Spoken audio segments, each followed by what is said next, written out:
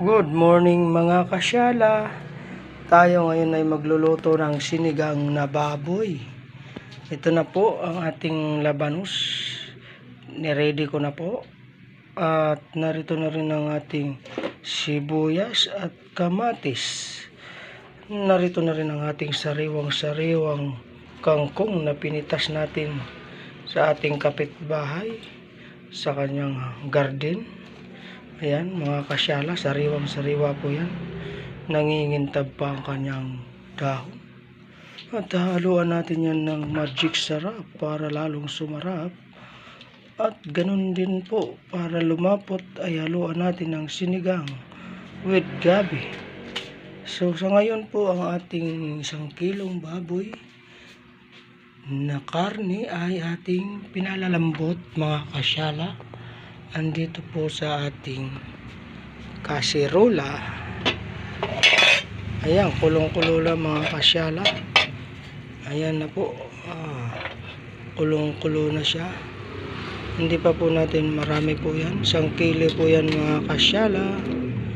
Kaya kasama po kayo sa aking niluluto para tayo kumain mamaya mga kasyala. So titikman natin yan mamaya mga kasyala. At like, share lang po kayo pag nagustuhan niyo po ang aking niluluto. Mga kasyala, lalagyan na natin ng asin ang ating sinigang na baboy. Ayan. Naparami yata mga kasyala.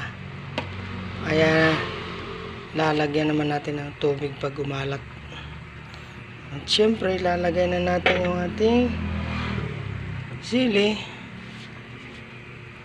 yung ating labanos. Lagay na natin yan lahat. Yan mga kasyala, magsasama-sama. At ilagay na rin natin ang ating sibuyas at kamatis dahil malambot na yung ating karne. At tatakpan na natin yan mga kasyala. Hayaan na natin siya maluto. Sasarap din yan mga kasyala mamaya. At huli na po natin nalalagay ang ating kangkong mga kasyala. Mga kasyala, lalagyan na natin ng ating sinigang sa gabi.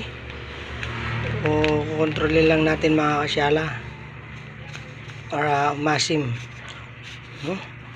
Bago po natin ilagay ang ating kangkong na sariwang-sariwa. Ayan.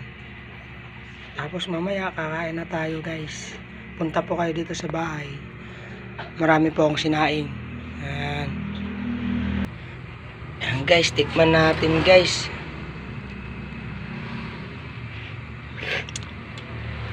Wow, ang sarap mga kasyala. Lalagay na natin yung ating kangkong. Ayan na. So masarap yan. Paborito kasi ng ating mga kasamahan dito ang kangkong, kaya sariwang-sariwa po yan mga kasyala. Para may gulay na, may ulam pa. Palalambutin na lang natin yan mga kasyala. Yan o. Sarap mga kasyala.